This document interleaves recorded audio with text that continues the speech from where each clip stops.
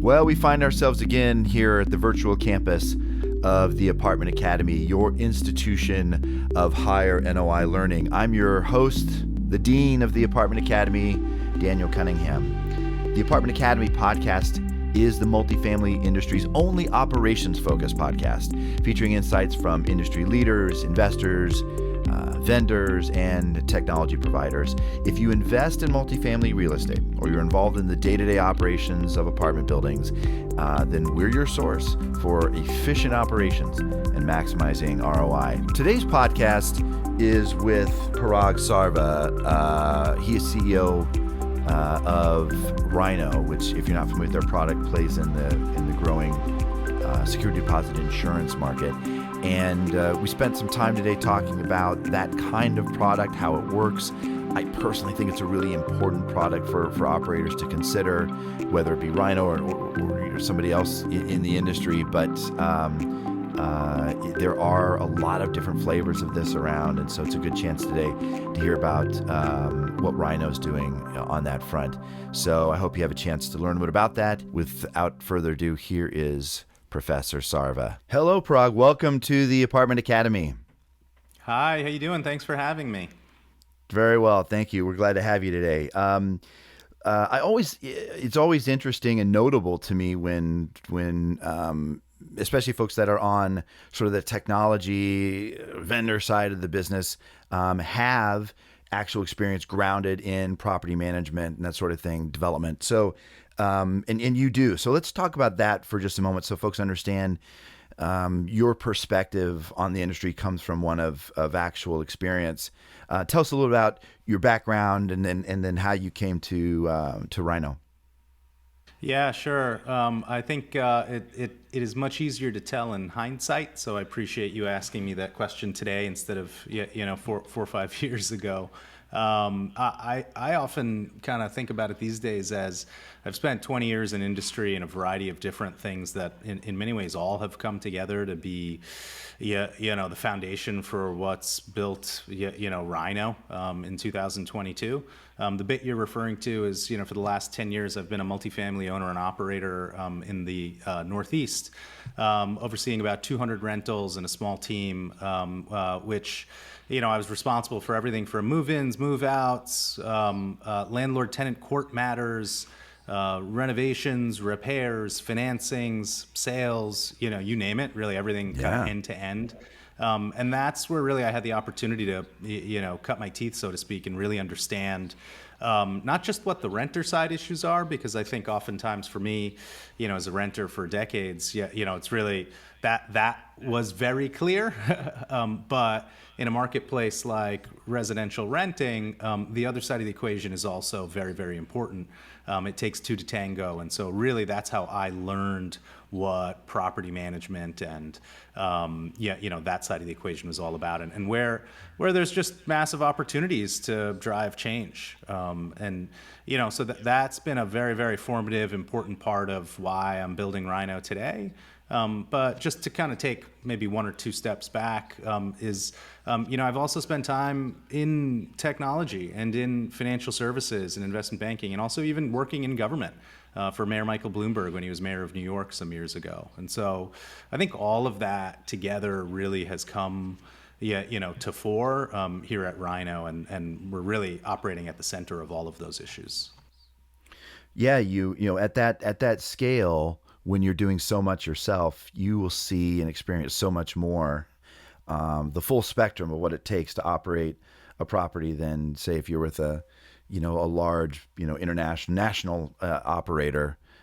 So it's tremendous experience. And out of that, you witnessed a number of problems the industry struggles with, and you gravitated towards renter's insurance, security deposit insurance. What was the first thing you were looking at? Yeah, I'd say, it's funny, when I think about security deposit insurance and the business we've built, Daniel, we sell both of those products today, security deposit insurance and renter's insurance, which is for a renter's, personal contents and liability. But really security deposit insurance is where the story began for me, because It was this interesting thing, almost like, a ball of yarn. You pull a thread and you realize just quite how impactful, how much scale, what the scope is of, what are really these nasty cash security deposits that have been held in escrow accounts for, 100 plus years. It's just, one of the many things that are just part of the older way of leasing. Which adds up to the tune of about $50 billion held nationally in escrow accounts. And one of the little secrets, that I learned firsthand as a landlord is that while it's obviously challenging for renters to come up with that money, and I'd love to talk more about that, but is that it's actually a real pain in the rear end for landlords too. For the typical landlord, it's not exactly a fun thing to have to take this cash deposit, put it into an escrow account, collect tax forms, remit interest, refund cash security deposits at the end of a lease. All of that just adds really administrative burden and cost to processing lease transactions. And so the opportunity to really use that as a meaningful way to think about rebuilding one of the fundamental parts of transacting, right, in leasing, and say, hey, you know what? We don't actually need this cash security deposit to be moving back and forth. It's 2022, right? There's ways we can solve for giving landlords peace of mind or protection for something that may or may not happen in the future. That statement really is the definition of what insurance is. And so we took what, we felt was a pretty simple concept, turned out to be pretty complicated in the end, and came up with security deposit insurance, right? That really is about a low-cost option that instead of a renter having to pay $1,000 or $2,000 or $5,000 at move-in in the form of an upfront cash security deposit, they can instead buy insurance, which costs a few dollars a month, to provide those same protections to the landlord at move-in. And that's really just kind of been the root of, where my attachment to the space and excitement came from, was really just seeing it firsthand and seeing what the opportunity was and how impactful it could be, not just for renters, which is massive, but also for landlords, and really just driving the industry forward.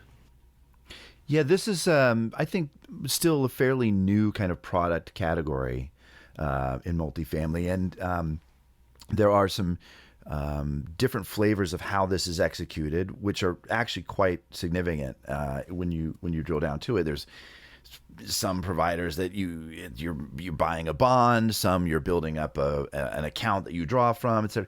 Can you just clarify for everyone exactly how Rhino approaches the problem from a landlord's and operator's perspective? How are they getting insured that when there's damages to be claimed at a move out, how does that get paid? What's that process?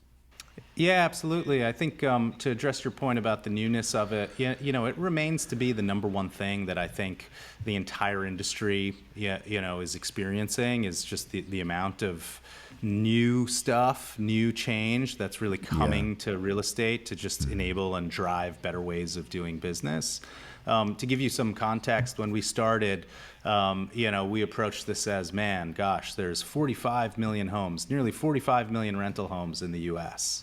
That's a big number. And we started, with our first 1,000, 5,000, 10,000 homes in the Northeast. Today, we service nearly 2 million homes across the entire country.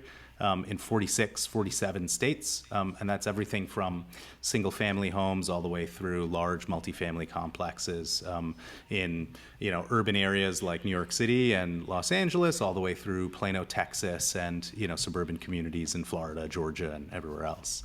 And so the scale is really changing, but even with 2 million homes, it is still, we're on the front side of educating and rebuilding, understanding for what the expectations for how a transaction should look.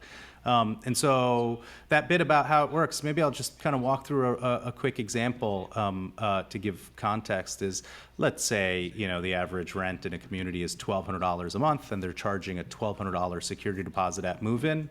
With Rhino, a renter has the option to buy security deposit insurance instead of plopping down that $1,200 of cash at move-in for a security deposit in addition to first month's rent. And so they'll receive a personalized quote from us, which for a $1,200 policy might cost something like $4, $5, $7 per month.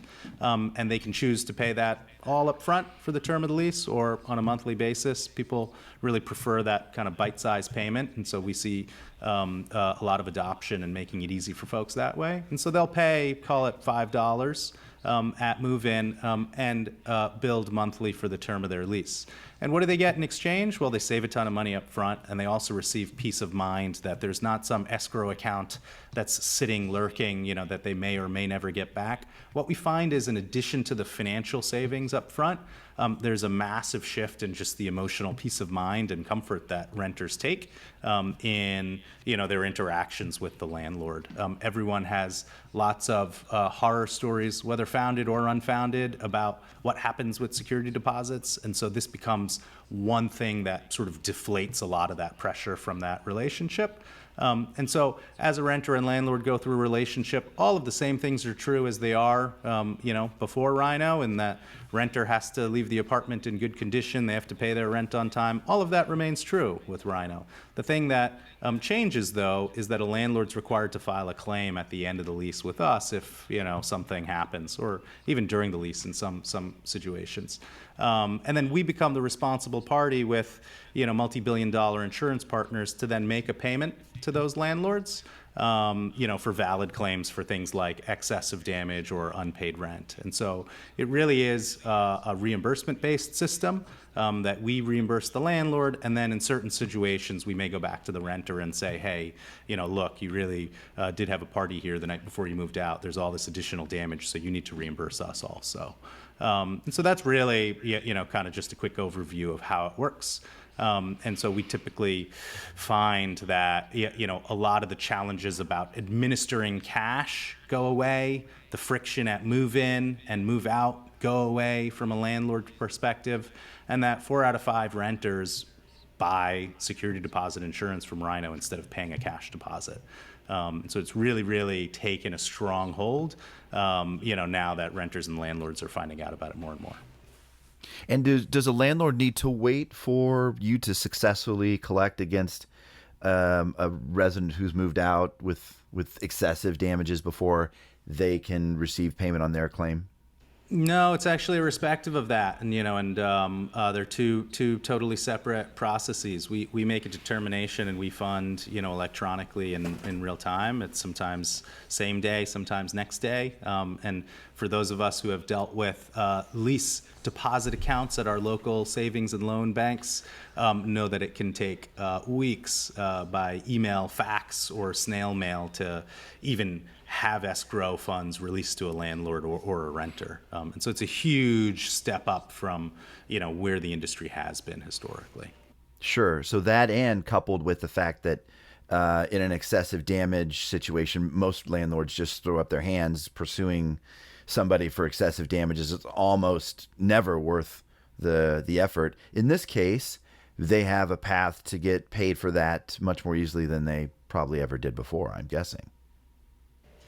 Yeah, that's right. And I think, it's about keeping the integrity of the renter-landlord relationship intact, but eliminating what is all of this additional friction that, really technology or the lack thereof has created. If you think about it, I often frame it as landlords today, whether you're small or large, need to have, so many different areas of expertise, right? First of all, it is increasingly a financial game, right? You increasingly need to understand how the economics of purchasing an asset, financing the asset, whether it's equity or debt or your money, somebody else's money, whatever it is, how that's all going to play out. So you need to be a financial expert. You also really need to understand how to manage boilers, roofs, and all of the other things that really go into brick and mortar or stick construction, right? Like that. Those are two huge areas that fundamentally drive competency or really performance for property managers and landlords. And to layer on top of that, to say that landlords should also be able to by themselves deliver amazing, exceptional, end-to-end, instant Amazon-style customer service across every experience. It's really daunting, especially when you think about the mom and pop landlords and property managers out there, or even folks who are just really focused on the core parts of their business, right? Like the boilers, the roofs, and the financing. It's insane what really I think the expectations have become in 2022. And it's not to say that the wrong expectations. I just think that there's a huge opportunity to help rebuild and provide the tools and operations and workflows to help property managers and landlords deliver an exceptional experience for their residents. In many ways, it takes a lot more than the way they're set up today. Yeah, they can't know it all. They certainly can't remember it all. It's a very challenging business from that standpoint. It really sounds like it sounds like such a no-brainer, Parag. What do you come up against that gives landlords, operators hesitancy to deploy? Let's just stick with security deposit insurance for the moment. Why would they not want to deploy a product like this? What's the downside? Yeah, the number one thing from day one has always remained the same, so despite being the largest provider of security deposit insurance nationally, even internationally, in terms of other markets and comparing, it is really just about change and inertia. And it is an industry that across the board has taken more time to realize and internalize the benefits and make the investments and changes to bring things like Rhino into the equation. And I think that it's easy to say and maybe hard to understand because it sounds so simple. But really, these are vastly complex organizations and even transactions. That vary from municipal, state, federal, right? Like all of the different compounding issues. And so it's really what I've seen in the last 5 years is that it is happening. And it's actually one of the things that COVID has helped, accelerate. I don't really love thinking about it as a silver lining, but just that the transition to internalizing technology and digital tools to just make stuff better has really been live or die or make or break. Well, live or die is not the right frame in this context, but make or break businesses. And so I think some of the statistics, I think I was reading that over 10 or 12% of mom and pop landlords have gone out of business during COVID. And while there's massive hardship around that and the changes, certainly there's massive efficiency that other folks have found in using new solutions to, do their work better. Well, that's it. You mentioned change earlier. You sort of implied that the industry, generally speaking, is right now going through a lot of change, not just with products like yours, but I think you were sort of implying across the board. What are some, as somebody who's sort of observing the industry generally, what have you seen occur over the last 18 months that might serve as a real sort of, you think, a structural change to the industry or permanent changes that were precipitated by, COVID, the pandemic? Yeah, I think two things come to mind, top of my head. One is this concept of virtual tours and whether you need to kind of see something in person before you buy, so to speak, before you lease a home or rent a home. I think lots of folks had been interested in this before COVID, but few had really kind of made the leap from both the landlord perspective and the renter perspective to making this kind of an everyday way that a renter can find a home. We've seen it happen very effectively in other industries, right? Even before the pandemic, certainly accelerated through the pandemic. So I think about purchasing a car, right? A company like Carvana, which is allowing you to purchase a car unseen delivered to your home, whereas everybody's experience going to a car dealer, whether you like car dealers or not, it's a totally different experience than purchasing a very large, expensive automobile on the internet. sight unseen with your physical eyes. And so that's one. And we've certainly seen a huge rush to build and understand how virtual leasing can happen, particularly in some of the coastal cities and with some of the larger property owners nationally. And then I'd say the second one is competition is now much more, I'd say, multi-point, if that's the right phrase, or if that's a phrase that makes sense. And it's not just about price and square footage anymore. The demands for what makes you competitive as a landlord or property manager vis-a-vis somebody else across the street. There's so much more transparency and information in the marketplace today that renters really are making more informed decisions than they ever have before. And so I think being able to compete on things like that is a much more real-time process.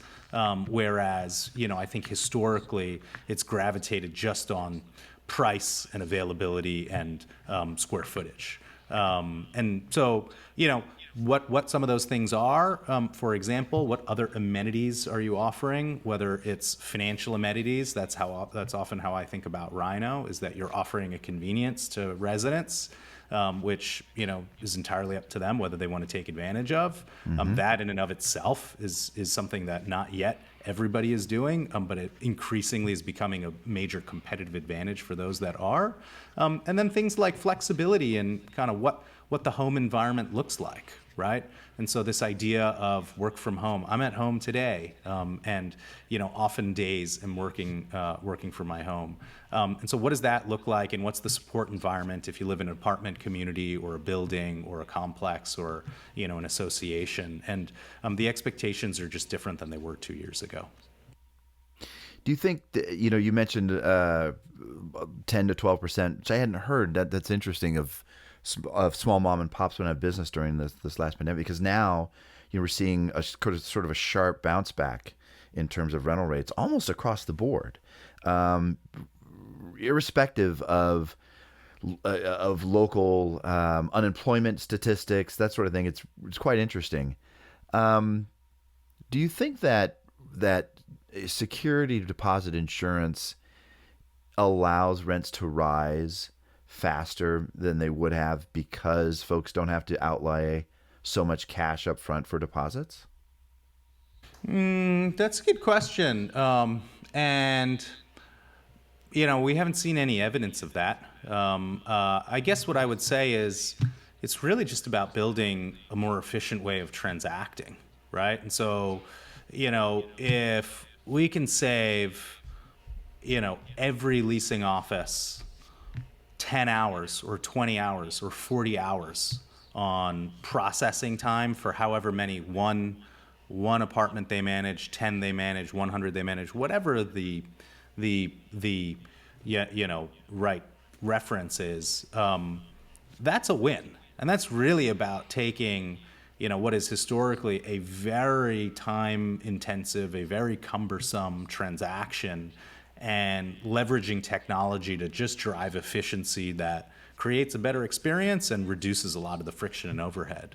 And so, that's the stuff that we're focused on. And I think the savings that renters have realized is to give you, a view into that, is that it's over $650 million that renters have saved now in a little bit over 4.5 years with Rhino in upfront moving costs. That is, a huge number, which gives me a lot of, energy, even kind of going into the balance of 2022, and that this is really about creating a massive new opportunity for renters to take back cash and reinvest it in, whether that's savings or paying off other debt or, investing, or even if it's travel, as kind of borders are reopening and folks want to kind of restore some sense of normalcy. That's really, really a very powerful opportunity that we're excited about. So that number you just cited, that's the amount of deposits that have not had to have been paid because they chose a security deposit insurance product instead. Because they chose Rhino instead. Yeah. Yeah. That's just related to rhinos. Uh, Correct. Yeah. I got it. Yeah. I mean, it's more than tax cuts, right? I mean, it's a shockingly large number and is only going one way. And that said, while 650 million is a huge number, there's 45 billion annually held in cash deposits, and so we absolutely have our work cut out for us. Some of the things to just kind of put that into perspective are there's 110 million renters in the United States alone. It's roughly a third of U.S. households. And really, this is a audience and a consumer class that landlords and property managers know well, but they're probably the only ones who really think about them in this way. And really, this focus that on what the cash crunch is like for people has been another thing that has really just been highlighted through COVID. I'm sure you're familiar with some of the eviction moratoriums and other things that kind of came to the fore in the last 2 years. But that's also something I would say that generally the industry has seen more momentum around, is that after the national health crisis and the pandemic, for the better part of the last 2 years, I would say that the housing accessibility and affordability crunch has become the number two issue. That's starting to change a bit now as kind of other things are coming to the fore. But it's really received an elevated profile, which I think has brought people forward into just thinking about what does the future of renting look like and why. Mm-hmm. And now you have expanded in outside of security deposit. You mentioned renters insurance. Seems like a natural extension. If you're having a discussion with them up front, everyone should be, from my perspective at least, every landlord should be requiring renters insurance. Good time to have that discussion. Are there any other products that you guys are rolling out? Renters insurance, I think, is it's an interesting thing because for me, it's almost diametrically sort of at the other end of the spectrum from what Rhino did with security deposit insurance, and really kind of creating a category and creating a new type of insurance that really solves this massive issue where there was no kind of other default. But renters insurance, I guess what I will say is I think it's a good product, and it's been around for also probably 100 years, or I don't know the exact date the first renters insurance policies were solved. But what really I learned over the journey I've been on at Rhino for the last 5 years, we work with now nearly 3,000 landlords and property managers across that broad spectrum that I mentioned earlier, and across the whole country. Is that from listening to them and speaking with our partners, is that it's not so much that renters insurance doesn't work or needs to be considerably different than the way it was last year, but it's really about taking that in context of all of the other things that need to happen at the time a move-in is happening.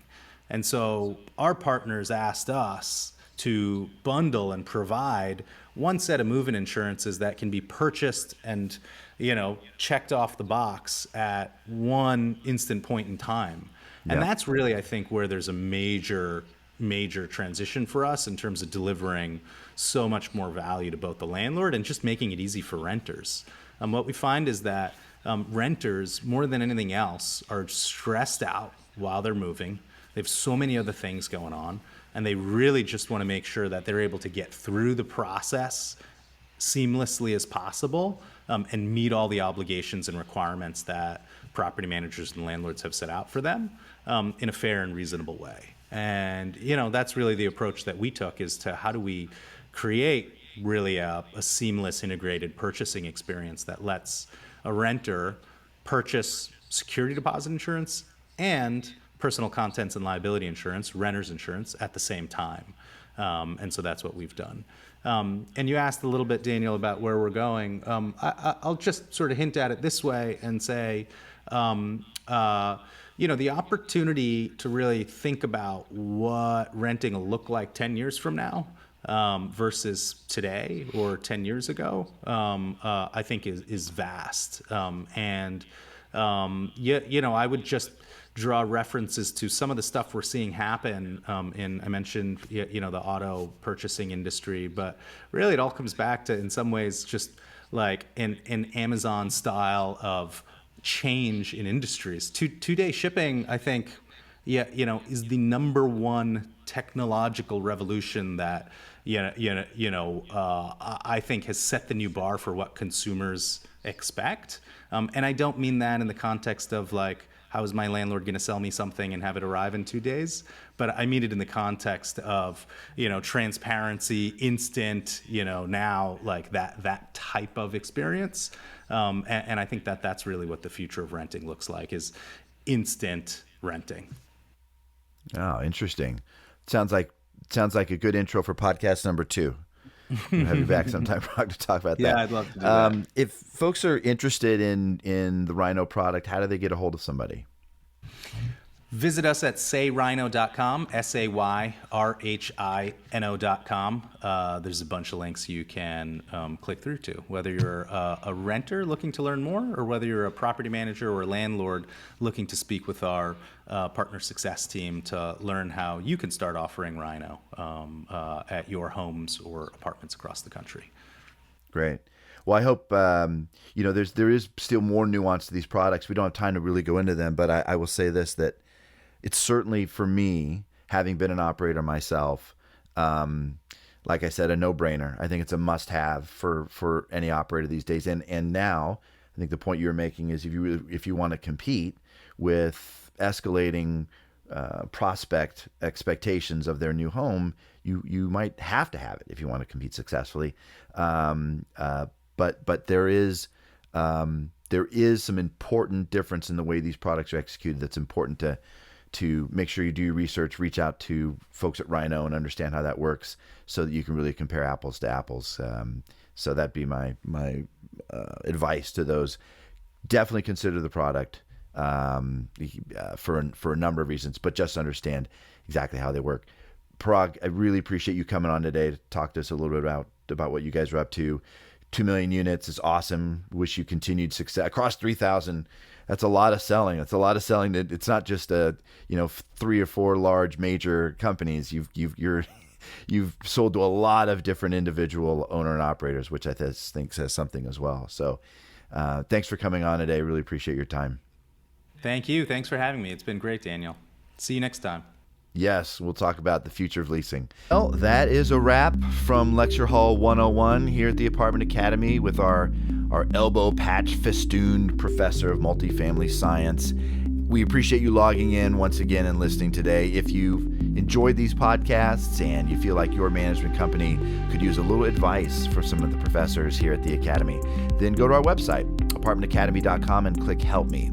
We will send you a questionnaire and provide individualized responses to your answers at no charge that I guarantee will offer you insights on ways you can immediately improve your apartment operations. Until then, I hope you took good notes. The only quiz will be the daily interactions there in the leasing office. Hope you do well, and we will see you next time.